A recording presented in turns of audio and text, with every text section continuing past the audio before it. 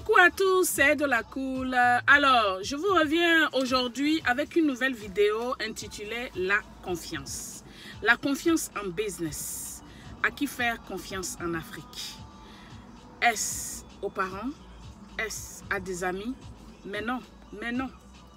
Non, il n'y a pas de confiance aujourd'hui. La confiance est rompue entre les jeunes ou bien les Africains, on va dire, avec la diaspora. Oui, la confiance est rompue. Alors, je dis ceci parce que j'ai fait un live le mardi dernier et j'ai eu vraiment beaucoup de gens qui sont rentrés dans mon inbox sur Facebook et qui m'ont un peu expliqué leurs problèmes, qui m'ont un peu dit « Edo, ce que tu fais, c'est génial. Ce que tu es en train de faire, les conseils que tu donnes, c'est des conseils précieux. Mais on n'a pas confiance en nos frères ni nos amis en Afrique. Et donc, qu'est-ce qu'il reste à faire? » Alors, avant d'entamer ce qu'il reste à faire, ou bien ce qui te reste à faire, ce qui vous reste à faire en Afrique, je vais vous donner quelques exemples de gens qui m'ont appelé. Alors, il y a eu quand même 2 cas, dans tous ceux qui m'ont appelé, il y a eu 2 cas qui m'ont vraiment touché moi-même. Parce que moi aussi, j'ai été victime dans le passé. Mais comme moi, je suis une tête brûlée, je continue ma petite route en Afrique. Et donc, qu'est-ce que je peux dire? Il y a un monsieur qui m'a contacté, je tais son nom, il m'a dit en tout cas tes vidéos j'adore, tu fais pas comme tous les autres et c'est vraiment bien. Mais là où je veux te dire quelque chose, c'est que moi, je n'ai pas confiance en quelqu'un en Afrique. Et il m'explique son histoire en disant que il a pas de papier. Et donc, quand il est arrivé, il faisait les petits boulots avec les des gens. Et donc, du coup, l'argent qu'il avait, ben, il ne pouvait pas les avoir tout le temps sur lui. Et donc, il a mis ça dans le commerce de voitures. Parce qu'il s'est dit qu'il y avait ses frères, il a 3 frères au pays. Et donc, ces frères-là devaient, en fait, faire ce commerce-là pour lui. Alors, à un moment donné, il a acheté 3 voitures qu'il a envoyées au pays. Alors, ses frères l'appellent pour lui dire que ces 3 voitures sont allées à la fourrière parce que eux, ils n'ont pas reçu l'argent à temps pour pouvoir les dédouaner. Alors qu'il me dit qu'il leur a envoyé 6 millions de francs CFA. D'accord, il est en Angleterre. Donc, du coup, on va parler d'une histoire de 8 000 euros par là. 8 000 livres, sorry. 8 000 livres par là. Et donc, quand ils reçoivent cet argent-là, il appelle pour lui dire oui, on a reçu l'argent, mais c'est trop tard et qu'on va essayer. Donc après ça, on l'annonce que ses frères l'appellent pour lui annoncer que ils ont mis ses voitures en fourrière et que bon voilà, tout a été cassé. Bon, c'était l'histoire dans le temps. Maintenant, ça lui a tellement fait mal parce qu'il s'est dit que les 6 millions, il aurait pu faire autre chose avec. Et puis bon, voilà, ses chaussures, lui ici, il attend depuis ses papiers et il les a pas. Donc, du coup, le monsieur, il avait plus confiance vraiment. Bon, mais il faisait avec, il les appelait de temps en temps. Bon, bref, pour couper, il dit que quelque temps après, il va dire peut-être 1 an après, il reçoit un coup de fil comme quoi il devait donner des détails sur une des voitures. Alors là, il ne comprenait pas. Parce que si une voiture est allée à la fourrière, qu'une voiture a été cassée, comment ça se fait que ces gens-là demandent encore les détails sur une voiture? Et donc, c'est comme ça parce qu'il devait envoyer la photocopie de sa pièce ou bien des choses comme ça. Et donc, c'est là qu'il comprend vraiment que ses frères ont pris ces 6 millions plus les voitures qu'ils devaient vendre au moins à 10 millions pour les 3 voitures. Donc, il a compris que ses frères l'ont doublé à mesure de... ils ont pris 16 millions. Voilà. Et donc, depuis ce jour-là, bah, il ne parle plus à ses frères et tout. Bon, les parents ont voulu, tout, mais lui, il n'était pas dedans. Il s'est vraiment éloigné de la famille. Ça fait premier exemple. Deuxième exemple, pour ceux qui habitent à Londres, doivent savoir l'histoire du monsieur je ne dirais pas son nom encore, mais du jeune BT qui a investi plus de 20 millions en Côte d'Ivoire. Et il envoyait l'argent à un de ses parents un des oncles qui a construit, qui lui envoyait des photos de sa construction. Et puis, la construction est finie et donc il était parti en vacances pour être dans sa maison. Et il s'en rend compte que son frère, ou bien son oncle, était chez lui. Et ça fait des histoires. Et le gars, il n'était pas en possession de sa maison. Il est revenu en Angleterre tout malade, tout blessé. Et je ne dirais pas qu'il était devenu fou, mais ça n'allait pas chez lui. Il était carrément déconnecté. Ça fait deuxième exemple. Vous voulez que je donne encore des exemples? J'en ai des tonnes. Moi-même, j'ai des exemples parce que j'ai été victime. Moi-même, j'ai des exemples, mais pour moi, ça va venir un peu. Et donc, après le live que j'ai eu sur Facebook, j'ai eu des cris de cœur et c'est pour ça que je fais aujourd'hui cette vidéo. Et donc, comme je disais dès le départ, c'est en qui on peut faire confiance. On ne fait plus confiance à nos amis, on ne fait plus confiance à nos parents qu'on a laissés en Afrique. En tant que quelqu'un qui est dans la diaspora, on veut investir en Afrique, mais on ne peut pas parce qu'il y a tous ces obstacles. Des gens qui te doublent et puis qui ne savent même pas comment on souffre ici. Moi, ça fait plus de 30 ans que je suis en Angleterre. Enfin, je suis en Europe, France et puis Angleterre. Donc, c'est pour vous dire que j'ai entendu plein d'histoires. Et ici, moi-même, j'ai vu comment les choses se passent. Vous êtes au pays, vous ne bossez même pas. Vous êtes trop, comment je peux dire? Vous êtes très... tout est paisible là-bas, je veux dire. Hein? Parce que quand moi je viens au pays, que je vois les gens, je fais, ouh, ceux-là, c'est ce travail ils font. Nous, ce qu'on fait ici, là, je vous donne un exemple simple. En Côte d'Ivoire ou même en Afrique, quand quelqu'un commence même à avoir 1 million, il a déjà 2 boys, il a l'autre qui s'occupe des enfants, il a l'autre qui s'occupe de la cuisine. Vous comprenez un peu? Alors qu'ici, nous, on peut pas s'offrir ce luxe. On ne pourra jamais. D'accord? On ne peut pas.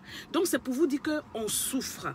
Je connais des gens qui ont perdu leurs enfants, la garde de leurs enfants, parce qu'ils ont préféré le boulot que la présence auprès de leurs enfants aujourd'hui. Il y a des gens que j'ai connus, que j'ai connus, qui ont préféré laisser les enfants aller au boulot, se chercher pour qui? Pour vous en Afrique, pour investir en Afrique, pour faire tout ça.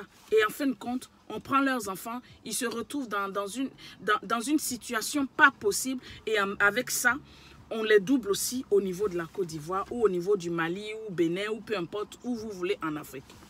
Alors, comment cette diaspora peut réagir en face de mes vidéos?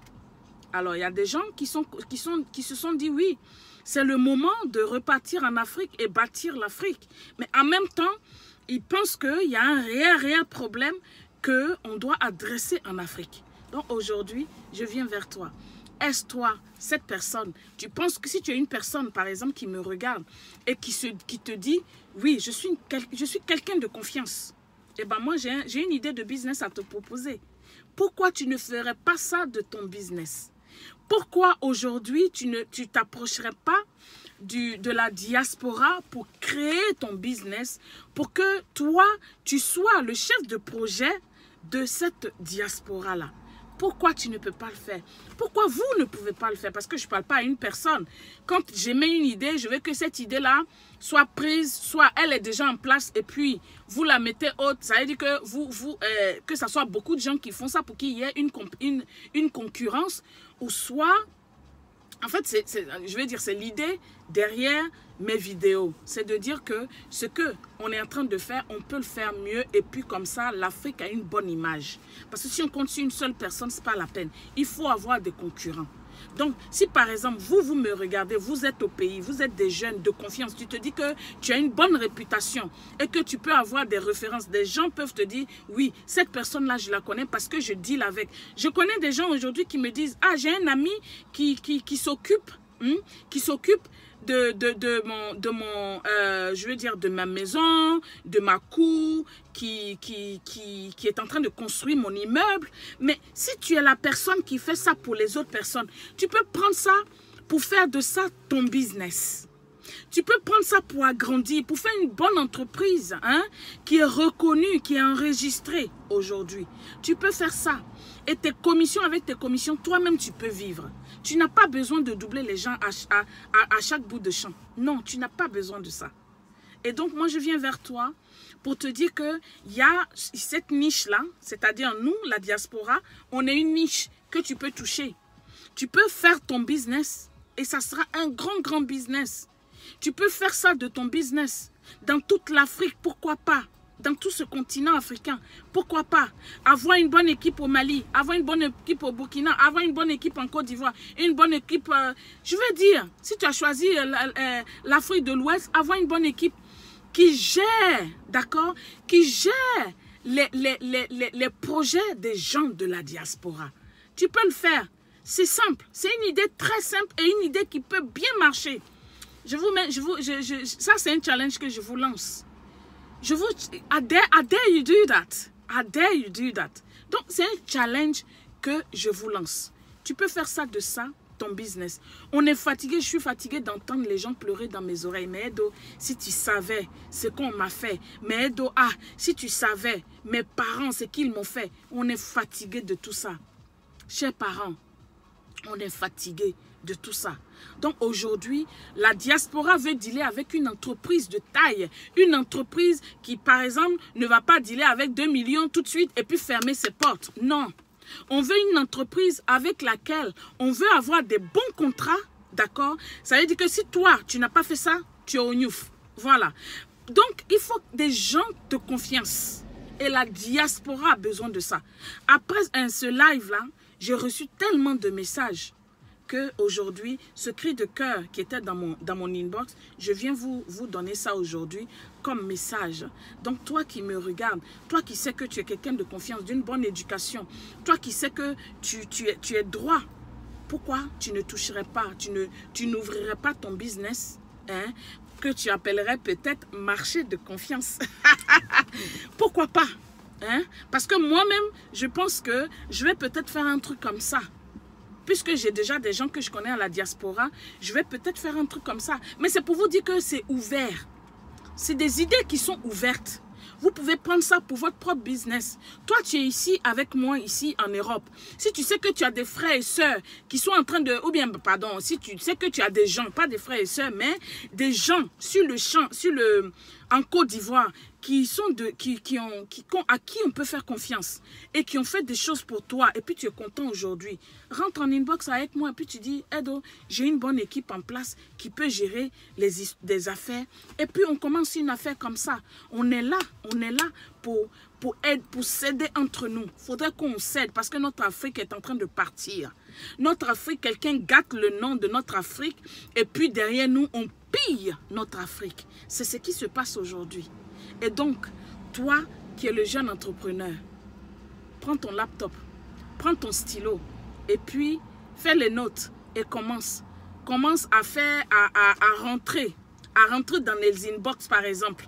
Si tu es sur Facebook, rentre dans les inbox des gens que tu connais en Bengué qui veulent construire au pays par exemple, qui veulent faire un business au pays par exemple. Rentre dans leurs inbox et dis-leur, propose-leur le marché, envoie ton CV. D'accord? Fais ton business plan, par exemple. Propose-les. Propose ça. Dis-leur que tu es quelqu'un de confiance. Ton business va marcher. Je te donne que 6 mois quand tu commences ça. Quand tu vas avoir 1 personne, 2 personnes. Parce que c'est du tic au tac. Moi, je connais quelqu'un. Toi, tu connais l'autre. Tout de suite. De bouche à oreille. C'est parti, mon frère. Ton business est parti comme ça. Sur ce, j'aimerais que vous partagez au maxi cette vidéo-là. Parce que on aimerait changer les choses en Afrique. On aimerait que le nom de ceux qui sont bien en Afrique ne soit pas gâté. Parce que je sais qu'il y a des gens, beaucoup de gens à qui on peut faire confiance en Afrique. J'en connais, d'accord? Mais il faudrait que ça soit un business. Si ce n'est pas encore en place, que ça soit en place. Si c'est déjà en place, il faudrait que plusieurs personnes le fassent. Voilà. Et sur ce, je te dis bien de choses. N'oublie pas d'appuyer sur la cloche pour que la prochaine fois que j'envoie mes vidéos, tu aies une notification. N'oublie pas de laisser un commentaire. Si tu as été doublé ou si tu as besoin des gens, tu as besoin de construire une équipe parce que tu as déjà une équipe en place, et ben tu veux faire ça aussi de ton business, tant mieux. Voilà. Donc sur ce, je vous fais des gros bisous. C'était Edo la Cool. À bientôt avec une autre vidéo. Merci. Au revoir.